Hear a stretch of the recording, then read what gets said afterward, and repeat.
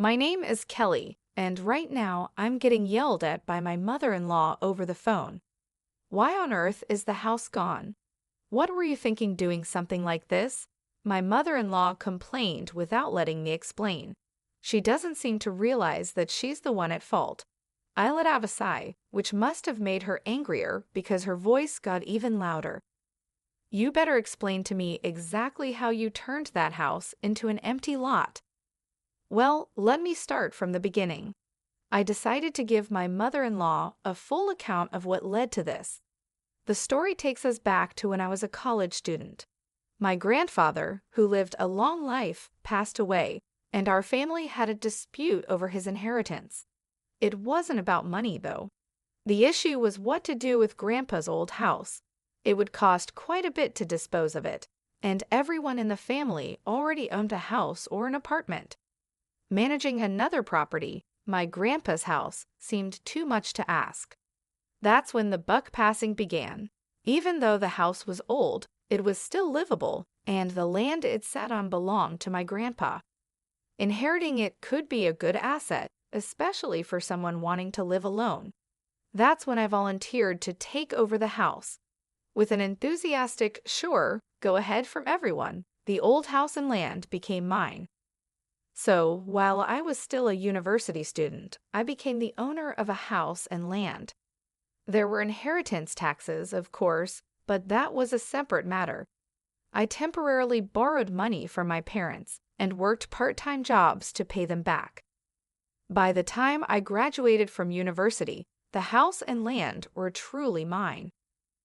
I started working at a publishing company, and then a friend introduced me to a great guy.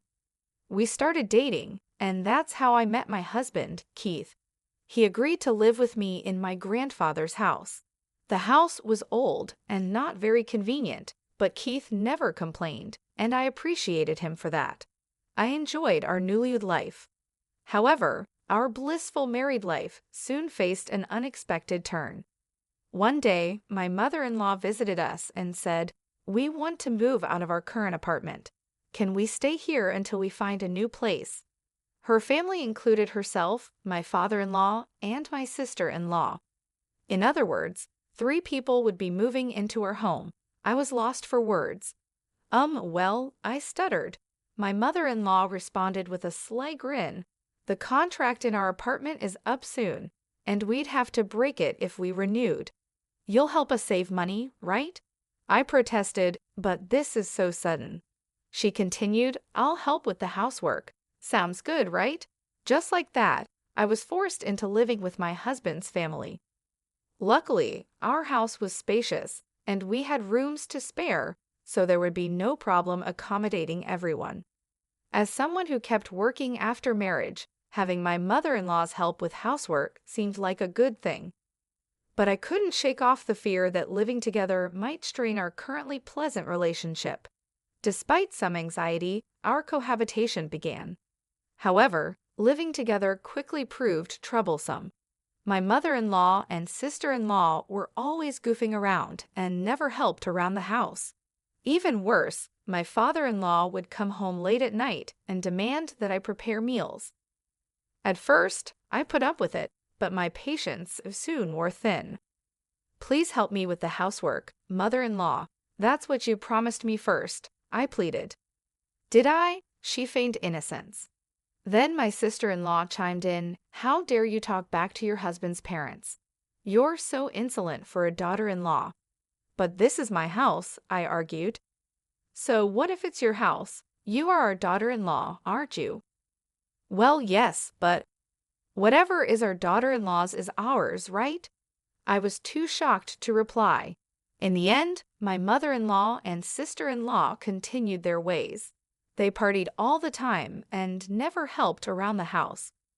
I tried talking to my father-in-law about it, but he said, "You are our daughter-in-law. You should respect us. Nothing good comes from a daughter-in-law defying her in-laws. It'll end in divorce, and you'll be thrown out." My father-in-law seemed to be under some misunderstanding. If I were a stay-at-home wife without a job, I might worry about life after divorce. But I have a job and own assets like a house and land. Being told to divorce doesn't bother me at all. Besides, whether to divorce or not is something my husband and I should decide, not my in-laws. I was annoyed, but there was no point in arguing. I realized they wouldn't listen anyway. I'll have them leave, I muttered to myself. But it wasn't that easy. When I brought up the subject of moving, both my father-in-law and mother-in-law would change the topic. They'd find reasons to keep delaying leaving. Thinking it was strange, I consulted my husband. Do you really think they intend to move out? Now that you mention it, they do seem to be dragging their feet. I don't like the thought of them staying here indefinitely. They might have a reason. We should look into this. Yeah, let's ask our private detective friend. So we decided to get some help. We wanted my mother-in-law and sister-in-law out, even if we had to pay for their move. That was my first wish. About a month later, one day when I was about to scold my mother-in-law for still not doing anything, she came out with this first. Kelly, I want to apologize to you for always causing you trouble. Apologize. Why don't we take a family trip together? That was her proposal. After moving in, my mother-in-law and sister-in-law had done nothing and left everything to me. Now they seemed to regret their behavior and thought they should apologize. It seemed they discussed and concluded that a bonding trip would be the best way to make up for it. Needless to say, I thought if they felt that way, they should leave. But it was hard to complain to someone who was being humble. I decided to take a calm approach. Maybe we both have misunderstandings. It might be nice to go on a trip. Do you agree? My mother-in-law was so happy. Then my sister-in-law added excitedly, we were thinking of an overseas trip. Where would you like to go? Anywhere is fine, I replied. We'll decide then, she said. Suddenly, my sister-in-law interrupted herself and turned to me with an apologetic look. See, we don't have any money right now. Huh? You don't have money. They had no money but proposed a trip. Really? They were exasperating. Saying they had no money could only mean one thing. As I was thinking this, my sister-in-law said, could you lend us some money? Just as I was about to refuse, my mother-in-law said something unexpected. Your dad is retiring soon, so he will get a retirement bonus. We can pay with that. You just have to front the money for now. By dad, she meant my father-in-law. Given his age, his retirement was indeed due. Moreover, the retirement bonus wasn't just a guess. It was a guaranteed sum of money that would surely come. Although I was slightly suspicious, I thought the money would definitely come in. The matter we were discussing on our side needed a bit more time, so it might be better to accept my mother-in-law's invitation and avoid causing tension between us. So I accepted the idea of the trip.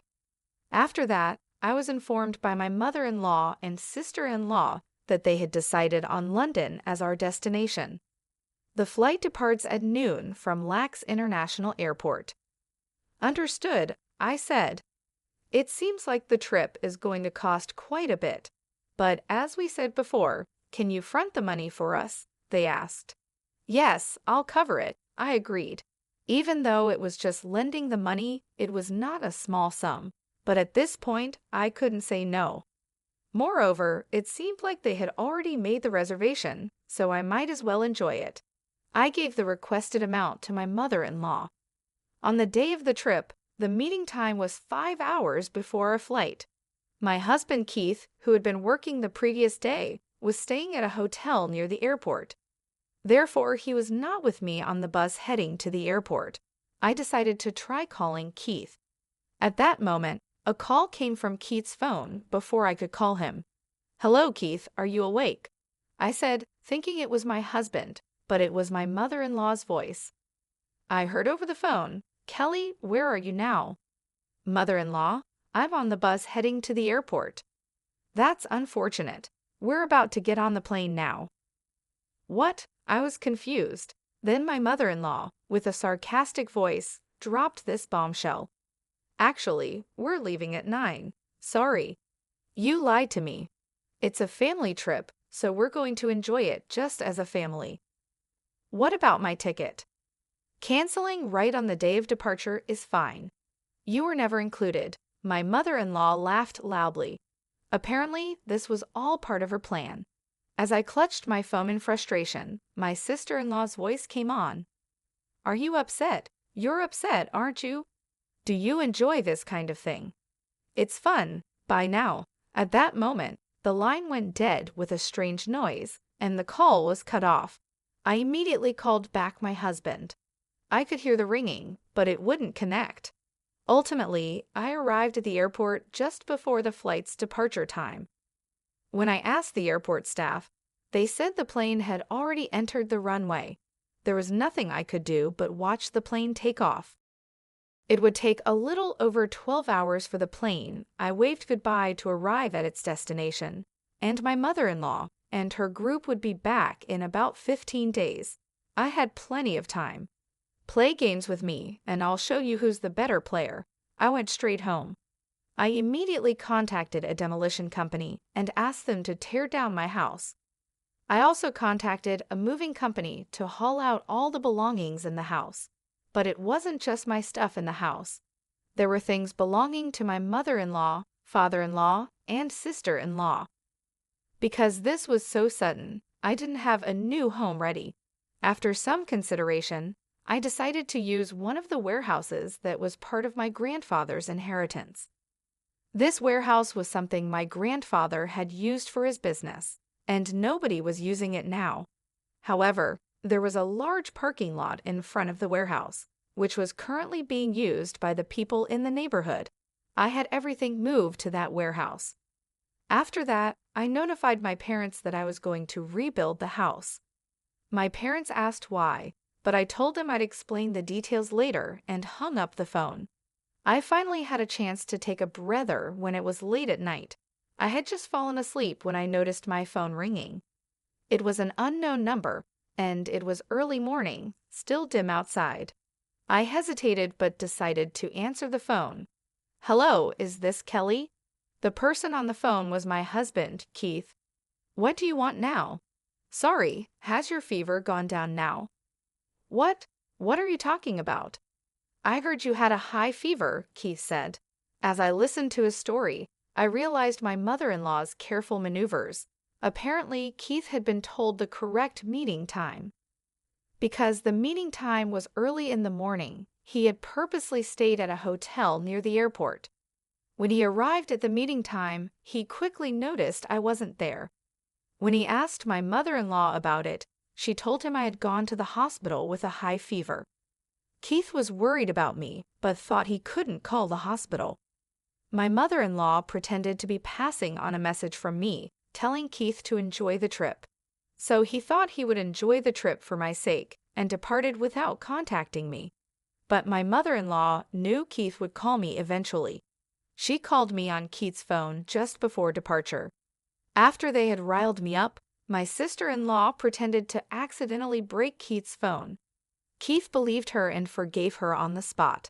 But during the flight, he realized something was strange and called me as soon as he arrived at the hotel. You've got to be kidding me. Even my sister was in on it? What the hell are they doing? Keith, are you mad at what they did? Of course, I was looking forward to going on the trip with you, Kelly. It seemed Keith had nothing to do with it. If that was the case, I decided to get my husband's cooperation. I discussed the ongoing plan with Keith. So that's how things are moving, I said. I see. That sounds interesting, he responded. I've prepped everything. Keith, you just need to act like you're enjoying the trip. Understood. I have one favor to ask, though. Could you bring back some souvenirs for me and also some for my colleagues? This was my only concern. Whenever one goes on a trip, it's customary to bring back souvenirs for colleagues at my workplace. In fact, I had even been asked to buy some branded items. I could say I was left behind, but that would be too embarrassing. It was a dilemma for me, but with Keith on my side, it changed the situation. Now everything was settled. I provided the list of souvenirs to Keith and focused on what I needed to do. After sunrise, I had a demolition team come over. After getting a quote, they immediately began tearing down the house. The work finished quickly, and the plot of land was cleared in no time. A few days later, my in-laws returned home. They started causing a commotion in front of the empty plot of land. Then they called me and started complaining nonstop. That's the whole story. Did you understand? You've got to be kidding, I said. My mother-in-law yelled again. Even though she was on the other side of the phone, I wasn't scared at all. I calmly replied, "It's pointless to say anything now. I've already demolished the house." "What happened to our belongings? Did you throw them away?" "No, I didn't throw them away. I'm keeping them." "You are nothing but a thief. I'm only keeping them. I'll return them if you pay." "Pay for what?" "For the trip and the moving costs. You did say you would at least pay for the trip, didn't you?" That. You should pay up soon." At that, my mother-in-law fell silent. It seemed she was at a loss for a reply. Then I heard my sister-in-law whispering in the background. Suddenly, my mother-in-law asked, "Before anything, I want to know if our belongings are safe. Where did you take them?" "They are in the warehouse my grandfather used to use. Anyway, I won't return them unless you pay. But your husband's retirement pension is coming, isn't it?" "That, yes, but, Then please pay me back. I'll return your belongings once you do." With that, I hung up. Still, my mother-in-law kept calling incessantly. Finally annoyed, I blocked all of her calls. Feeling refreshed, my husband Keith arrived at the weekly mansion where I was staying. "I'm back, Kelly." "Welcome back. Did you bring any souvenirs?" "Of course I did." "Thank you." I had considered returning to my parents' home, but I didn't want to worry them. So I informed my parents that we would be living in a weekly mansion for a while as we rebuilt our house. Then I rented the weekly mansion and moved there. I had been staying in touch with Keith regularly and had informed him about the move, so after his return, he came directly to me. My in-laws must have found it strange that he was acting separately. I was nervous about getting found out, but I'm glad things worked out this way. By the way, Kelly, if you get money from Mom, do you plan to forgive her? If she promises not to interfere in our lives in the future, I plan to return her belongings and forgive her. I'm just wondering if she'll pay up without a fuss. Don't worry, the warehouse is locked, and she can't take anything out without paying me back. There's no way to get into the locked warehouse. If they think it's possible, they'll give up and pay. I was confident, but I couldn't expect a reasonable response from my in-laws who lack common courtesy. I was reminded of this early the next morning when my phone rang in the dim morning hours. At this hour, I looked at my phone with sleepy eyes. It was another unknown number. When I answered, the person on the other side said, "I'm sorry for calling so early. I'm from the police." "Police?" I instantly woke up. I sat upright and listened carefully. There had been a disturbance at my grandfather's warehouse. It seems a local resident who uses the warehouse parking lot reported it. When we arrived, we found an intruder causing a ruckus in the warehouse and apprehended them. "I see, so you've caught the culprit." "But the intruder says they're a family member of the warehouse owner. They asked us to contact the owner." "Wait, my family, I had a bad feeling. When Keith and I rushed to the scene, several police cars were parked there, and in one of them were my in-laws."